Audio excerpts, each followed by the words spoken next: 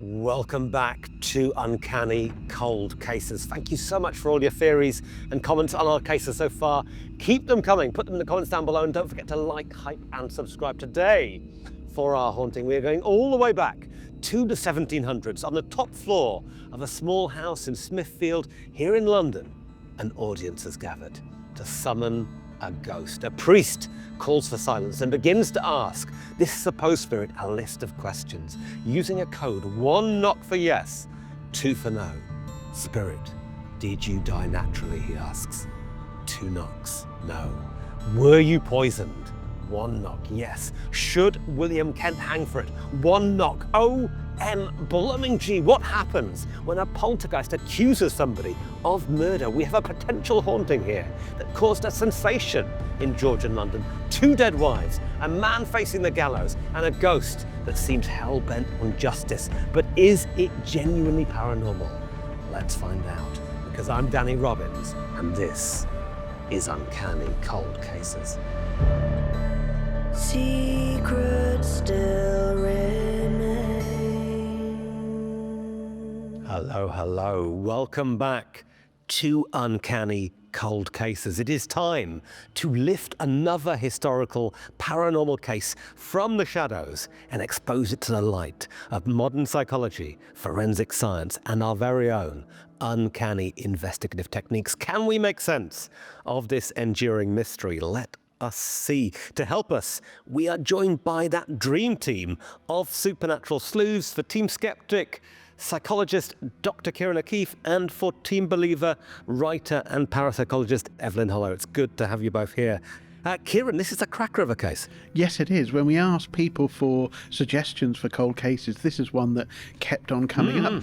It is a fascinating case, and I love it for its smorgasbord of psychology and deception. I love it, a supernatural smorgasbord. Evelyn, we've been looking at quite a few cases from the 20th century so far in the series. This one takes us right back to the 1700s, to the reign of George III. Yeah, this is a really, really old case. But when you look at it, it's got a lot of parallels with modern cases. And there's a lot of the same phenomena happening. So it just goes to show you that you can go back hundreds of years. I mean, you can go all the way back to Roman times and find phenomena that matches what we would now call a poltergeist. So what is causing all of this? What indeed? Let's dive straight in, shall we? And imagine ourselves back in the winter of 1759. We are on a street called Cock Lane in the city of London, and we are standing outside number 20, home to William Kent and his girlfriend, Fanny Lynes. William is a young businessman trying to make his way in the world. Fanny is pregnant, but their relationship is complicated. William used to be married to Fanny's older sister, Elizabeth, who died in childbirth just a year ago. And Fanny and Elizabeth's family do not approve of William taking up with Fanny. So they have run away to London together, pretending to be husband and wife. Now, this is a big deal. Having a baby out of wedlock in Georgian times is a huge scandal. Their landlord knows the truth, but turns a blind eye if they pay their rent. On this particular wintry day, William is about to go on a trip. He wants to make sure that heavily pregnant Fanny is all right in his absence, so he asks their landlord, a man called Richard Parsons, whether Richard's 11-year-old daughter Betty can keep an eye on Fanny and look after her. Now, Fanny and Betty are opposites, really. Fanny is a shy, gentle soul from the country. Betty is a sparky, streetwise London kid, but they get on well. That night, the two of them are alone in the house. It is cold. This is long before central heating, and they decide to share a bed for warmth, and perhaps for company too, as the house feels just a little odd. As the pale, cold sun sets over the dome of St. Paul's Cathedral, Fanny and Betty tuck themselves under the blankets, snuff out the candle, and that is when it begins. In the shivering darkness, the house is suddenly alive with sharp, strange noises. There is scratching and scraping. The sounds seem to move around the room, and then a barrage of harsh knocks as if someone is trying to get in. Fanny and Betty pull the bedclothes tight, not against the cold now, but against what seems to be an invisible presence that wants their attention. The next morning, the sleepless pair tell Betty's mother, Mrs. Parsons, about the weird noises. She suggests it could be their neighbour, a shoemaker. Life is hard in the East End. People work long hours. But on Sunday, The scratching and knocking starts up again, and it's the Lord's Day now. No one is at work next door. The idea that this cacophony of frightening sounds could be coming from the shoemaker is frankly a load of cobblers. The scratching and knocking is back again the next night, and the night after that too. And soon, word spreads across the local community about this alleged haunting. What the hell is going on at number 20 Cock Lane?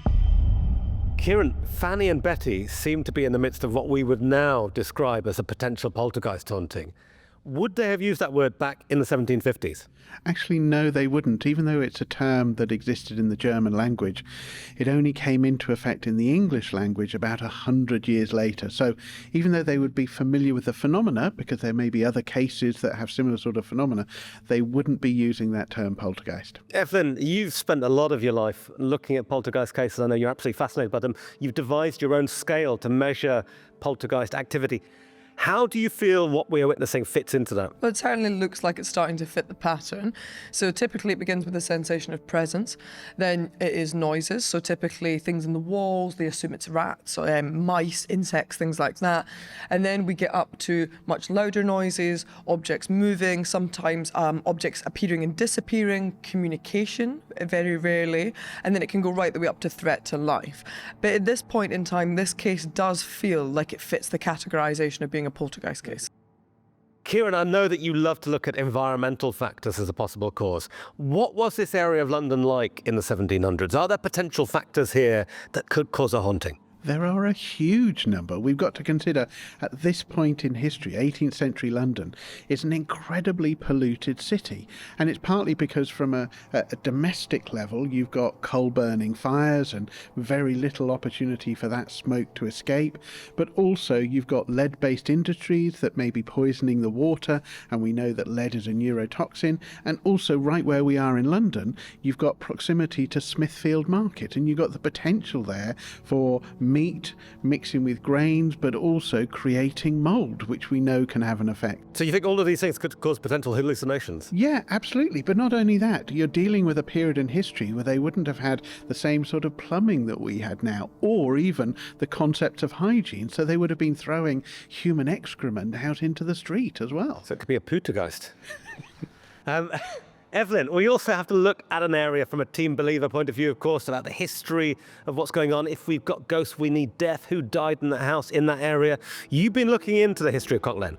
Yeah, I have. And so what I was able to find was that Cock Lane is a historically dense and grim location due to its proximity to major execution sites. So nearby, we're talking about Smithfield Market, as well as selling meat. It was once a major and oldest execution site in all of London. In fact, martyrs were burned here under Mary I, so it's not just regular hangings, it's really violent, horrendous death. Bloody hell, Bloody Mary. Nice. William Wallace was infamously hung, drawn and quartered here.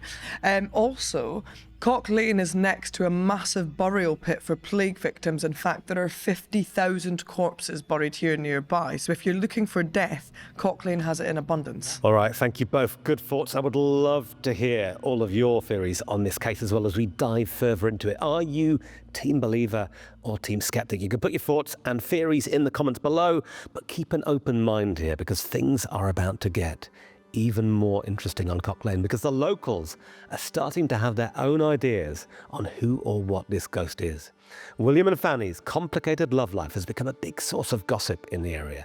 Malicious rumours are spreading that the noisy spirit is actually William's first wife, Fanny's sister, Elizabeth, come back from the grave to point the finger of shame at William and Fanny, living in sin, expecting a child out of wedlock. William is worried. He's got a stressed out, pregnant girlfriend and the Lynes family on his tail. Fanny is worried too, but for a different reason.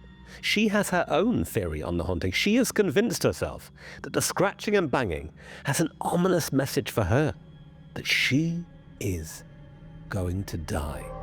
To top it all off, William and their landlord, Richard Parsons, have had a massive bust-up over an unpaid loan. Richard borrowed £20 from William. That is close to a year's wages at the time. William wants it back. It is all kicking off in this house in Georgian London. So Fanny and William decide they do not want to spend another moment there. They move out of number 20 Cock Lane and rent rooms nearby above a jeweller. The banging and scratchings don't follow them there. Is the haunting over? Or is there a sting in the tail here? Because horribly, within just a few weeks, Fanny's fatalistic theory has seemingly been proved right. When 8 months pregnant, she dies of smallpox. This is intense, right? And whatever is going on here, it seems to lead to a resurgence in the activity at number 20. The noises are back. And there is something else now too, because up till now, it has only been sounds. But one day, Richard Parsons, the owner of number 20, William and Fanny's former landlord, has a friend over. And this friend sees what he describes as a ghastly white figure walking up the stairs, shining with an unearthly glow. So Richard Parsons decides that he needs help. It comes in the form of John Moore, a Methodist preacher, rector of the nearby church of St. Bartholomew the Great. Moore has a theory that this fresh wave of knockings is actually Fanny herself, hurt and furious about William's remarriage. Interestingly, the noises seem to happen mostly when Richard Parsons' daughter Betty is around. Remember, she was present in bed with Fanny back when all this started. They had that friendship, that connection. Could it be that Fanny is trying to make contact with Betty to pass on a message? It is quite a theory, and John Moore has an idea of how to try and prove it. He suggests a way to interrogate the ghost, asking it for replies. 1 knock for yes, 2 for no. So they huddled together one night in the flickering candlelight of number 20. John Moore, Richard Parsons, Mrs. Parsons, Betty, and a few others to begin their séance. Moore asks questions, and the knocks start to come through. And the ghost's replies are explosive. Fanny Lynes did not die of smallpox, the knocks claim. She was poisoned. What's more, the ghost names the person responsible for this terrible crime: William Kent. Now, William hears about the accusations. Outraged, he confronts John Moore, who suggests the best way for William to clear his name is to come to a séance and speak to the spirit himself. And so, in January 1762, on another ice-cold night, witnesses gather for another séance. And after 10 minutes or so, the spirit makes its presence known again. And if this really is the ghost of Fanny Lynes, she does not hold back. Did you die naturally? Moore asks. No. Were you poisoned? Yes. Did any person other than Mr. Kent administer it? No. Shaken, stunned, William asks the ghost if he should be hanged. The answer is an unambiguous yes. Bloody hell, William Kent. Holy crap, Fanny. Evelyn, this is sensational, isn't it? Have you ever heard before of a ghost accuse somebody of murder? Only once. So in 1897 in West Virginia, USA, a young woman died and it was said to have been from heart failure, but then her mother saw a ghost every single night showing her that her neck had been broken and her husband had done it. Oh my God, broken neck lady. That's like the haunting of a Hill House. Haunting of Hill House. Now, her mother was adamant that this was correct, and so they exhumed the body of her daughter and found that in fact her neck had been broken and her windpipe had been crushed. It went to court and the man was eventually charged with her murder. So not only was this a ghost accusing someone's murder, it's the only time in American history where essentially a ghost solved their own death. Ciarán, I said this was like a soap opera. It really is. Initially, we've got that theory that the noises are the ghost of William Kent's first wife, Elizabeth. Then there's that second wave of phenomenon. People think that it might be the ghost of Fanny. Either way, it is not looking good for William. It is not looking good. And unfortunately, you've got the psychology now of all of these individuals blaming William Kent. This is so entrenched in their mind, whether it's his first wife or second wife, it doesn't matter. They've got this so entrenched in their mind, they don't want to hear any other information that would counter that idea. It's become almost like a witch hunt against William Kent. What do we know about William? Well, we do know that, of course, he's very young at this point. I think we forget that. He's only 21, but he comes from a very wealthy family, and he always had these big aspirations of becoming this really successful businessman, but his mother was very controlling when it came to the finances, and she would never let him have any of that money. When she died, he inherited it, and then he was able to realize his dream. But even in doing that, he was lending out money to individuals that were not paying it back. So there was a lot of conflict going on there as well. Evelyn, we often talk about a focus in a poltergeist haunting, a particular person that the activity seems to revolve around. And it's often a teenager or a young person in many cases. Here it seems to be Betty. Yeah, it does. And so when we look at cases we've talked about previously, such as the Battersea Poltergeist, we had a young girl, Shirley, at the focus for it. Most people will be familiar with the Enfield haunting case, which seemed to focus mostly around Janet Hodgson, and of course they're both two young people.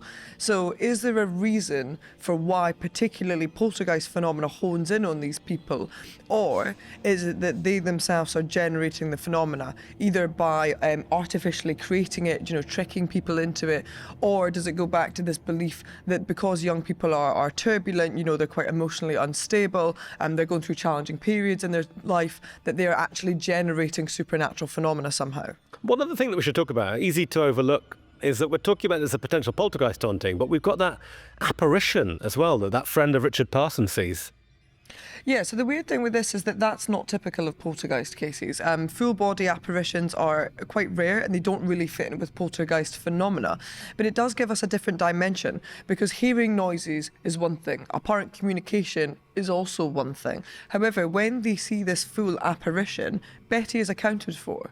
So if we're starting to suspect that Betty is at the heart of it, she either has help or she is not the ghost, because she can't be in two places at once. Ciarán, what did you make of that moment? Yeah, it's a very odd moment. And what's particularly odd about it is that Betty stops people trying to follow the apparition. And I think that's a very odd thing to do. Is that a red flag? It is a red flag for me. And it kind of follows on from what Evelyn's saying, that potentially it's not Betty that's the actual ghost, the bed sheet or whatever you want to call it, but it's somebody else that she's in cahoots with. But also let's bear in mind that the idea of a ghost that's described as having a bed sheet is not unusual for this particular point in history. We do have many, many other cases where individuals are playing pranks, or where, burglars are covering themselves in a bed sheet to pretend to be a ghost. This raises something really interesting, doesn't it? We talk about all of these stories as detective cases, and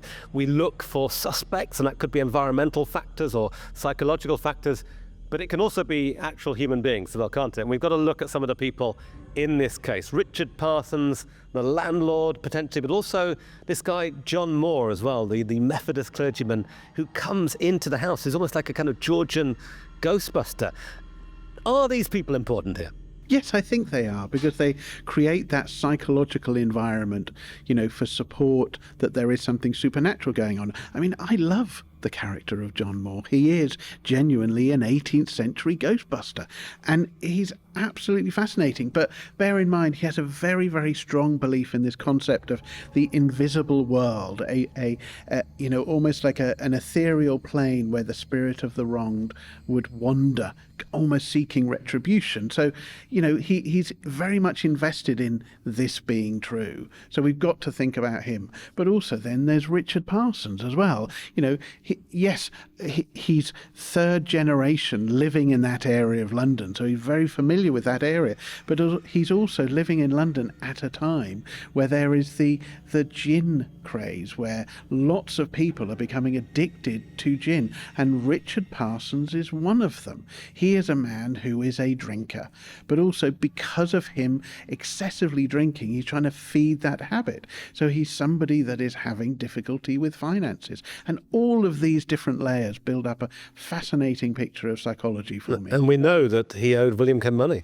Exactly, and now we've got a reason for that, but it potentially creates it's almost like the Usual Suspects film. You've got a number of different individuals in a police lineup, and each of them have a potential reason for causing this haunting. The plot is thicker than Greek yogurt. Keep those theories, questions and comments coming in, whether you're team believer or team skeptic. Don't forget to like, hype and subscribe. We would love you to spread the word about uncanny cold cases. But right now, let's get back to Georgian London, because by mid-January 1762, the haunting is the talk of London. People are writing about it in national newspapers. They have even given the ghost a catchy nickname. Scratching Fanny. No laughing, please. Number 20 Cock Lane becomes something of a paranormal tourist destination. Fashionable, wealthy Londoners are now coming and trying to hear the ghosts for themselves. One of them is Dr. Samuel Johnson, the writer of the first ever English dictionary. Soon, there are crowds outside the house blocking the street, and Richard Parsons, the landlord, the owner of number 20, is actually charging visitors to talk with the ghost. But not everybody is convinced. There are those who think that William Kent is being set up. Some skeptics wonder if all of the phenomena is faked. Someone pays a carpenter to take up the floorboards of the house to check for mechanisms that could be making the noises, but nothing is found. The finger of suspicion starts to point towards young Betty Parsons, now a teenager. Is it possible that, far from being the innocent victim of a haunting, she might be responsible for the disturbances herself? Richard Parsons publishes a notice in a newspaper offering Betty up for testing in a bid to prove the haunting is real. And people take him up on it. Betty is undressed in front of experts, watched as she sleeps. The pressure on her is intense. And then one night, another séance is held. On the 1st of February, the anniversary of Fanny's death, at the church of St. John Clerkenwell, where she is buried. The ghost seemingly promises that it will prove its existence by rapping on the lid of Fanny's coffin at precisely 1 a.m. The burial vault is full. The candles throw shadows around the stone tombs. And as the minutes tick down, all gossip is hushed until at exactly 1 a.m. Nothing is heard. Betty is in big trouble. Public opinion is beginning to turn now. More and more people feel that the haunting is a scam cooked up by her and her dad to get William Kent into trouble and make a ton of money from all the ghost hunting tourists. After 2 more séances failed to produce any results, Betty is told that unless any supernatural phenomena is observed at the next one, she and her father will face prison.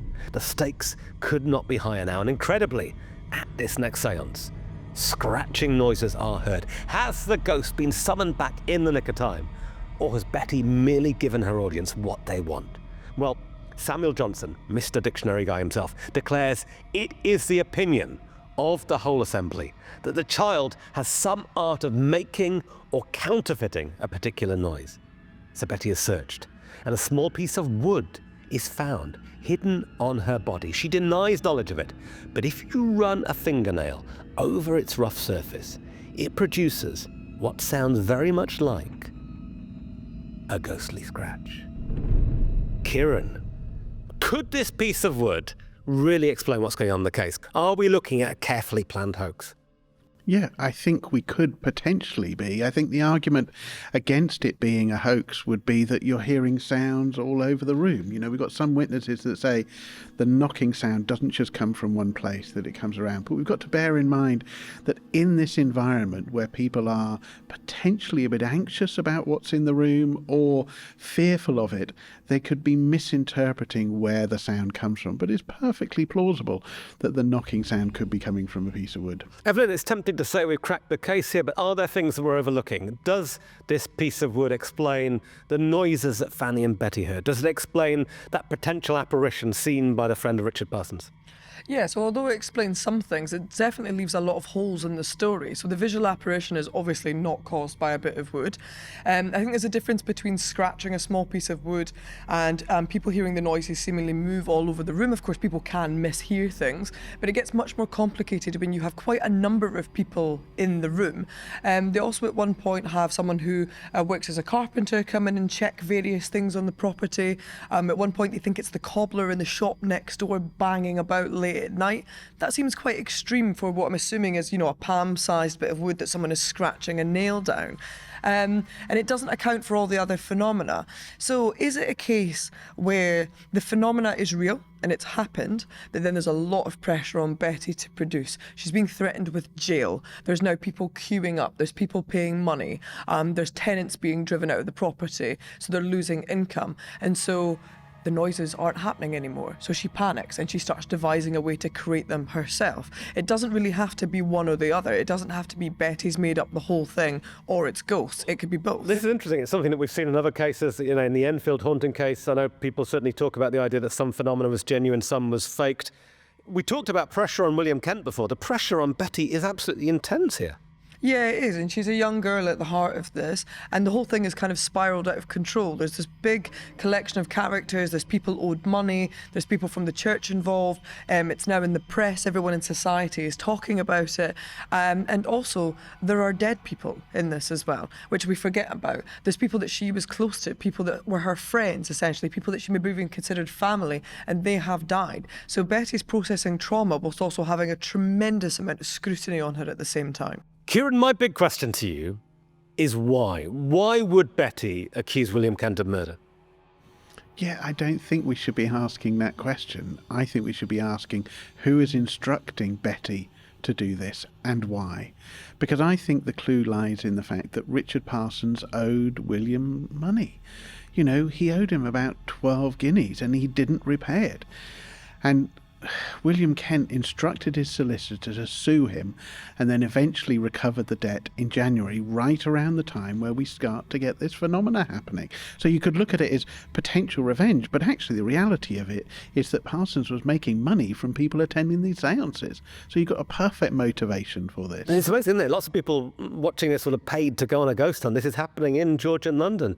It is such an interesting, complex case, isn't it? Thank you both. And let us know what your take is on all this. Where's your head at? Are you team believer or team skeptic? Has your mind changed since the start of the story? Things are certainly looking a bit suspicious right now, but this case is not done yet. And there is one final twist to come, because things move quickly after the discovery of that piece of wood. Betty's father, Richard Parsons, is arrested, along with the Methodist preacher, John Moore, and 3 others, including Betty's mum. The trial is a sensation. During it, people in the courtroom are briefly terrified by a loud bang before they discover it was caused by a man in the next room falling off his chair. Richard Parsons is ordered to pay William Kent a huge amount of money for destroying his reputation. The Parsons family are ruined, and over the years, the case becomes a byword for supernatural fraud. Scratching Fanny, the Cock Lane Poltergeist, is a running joke, an open and shut case of deception and trickery. Or is it? Because there is a very eerie postscript to this story. In 1844, nearly 100 years after the hauntings, an artist called J.W. Archer visits the vault of St. John Clerkenwell, the church where Fanny Lynes had long ago been laid to rest in that vault where that 1 a.m. knock on her tomb never came. Archer has come here to make some sketches of the place. In his own word, he says, "I could find no better seat than one of the coffins. The sexton's boy who held my light informed me that this was the coffin of Scratching Fanny, which recalled the Cock Lane ghost to my mind." And then, Archer has a bizarre and morbid impulse. He decides to pry the lid off Fanny's coffin to see what lies inside. What he discovers is so staggering. He double-checks that he has opened the right coffin. He can hardly believe that the woman inside has been dead for nearly 100 years. Because the body of Fanny Lynes is in an excellent state of preservation, and her face shows no signs whatsoever of the ravages of smallpox. Her body has produced a substance known as adiposia, also known as corpse wax, which is what has caused this extraordinary state of preservation. It's unusual, but it's something that you see in cases where the person has been poisoned, especially with arsenic. Was the Cock Lane Poltergeist, far from being the most famous supernatural hoax of its age, actually telling the truth all along? Team believer, was Fanny really speaking from beyond the grave? Or team skeptic, did young Betty Parsons suspect that William Kent was a poisoner and find an ingenious way to accuse him by pretending to be Fanny's ghost. Ciarán, final thoughts? As a skeptic, I would be immediately dismissive of this case. But actually, as a forensic psychologist, I do love this case. It's psychology, it's intrigue, it's deception. So yeah, fascinated by it even to this day. Evelyn, is this an example of it's not the dead you've got to worry about, it's the living? Or could there be something paranormal at the heart of all of this? I think there's certainly a bit of doubt. I think even if we think we've solved the second half of the case, there's a lot of phenomena in the early stages that is completely unaccounted for. And that body at the end is really, really suspicious. So is this a case of a young girl suspected someone she knew had been murdered? She thought no one would believe her, and so she went about it in a really strange way. And perhaps the whole time that we've been looking for a ghost, we should have in fact been looking for a murderer. It's a really powerful idea, isn't it? That bond between Betty and Fanny, that potentially Betty did feel that William had killed Fanny and did the only thing she knew how to. You know, she was a young girl without a voice, so she chose to accuse him in this way. All right, it is such a fascinating case, isn't it? We've really enjoyed sharing it with you. We've loved sharing all of these uncanny cold cases so far. If you've got one in mind you think we should investigate, we'd love to hear from you. Drop us a message in the comments down below or email uncanny@bbc.co.uk or find me, Danny Robbins, on social media. And also don't forget to like, hype and subscribe to the videos if you can. It really helps us spread the love to everybody else in the universe and tell them all about uncanny cold cases. Next time, we are going to be investigating what has to be one of the weirdest stories in British paranormal history, the Sandown Clown. Why is there a 7-foot-tall clown holding its breath underwater on the Isle of Wight and then coming out with 3 fingers to talk to children? Just like even saying it out loud, it sounds more and more fantastical. It would be arrogant of myself as a scientist to say there won't be things that we haven't discovered yet. And I think maybe that's the realm of what we're looking at here, that, you know, there are potential things that we just don't know about. Until then, sleep well. Don't have nightmares. Secrets still remain.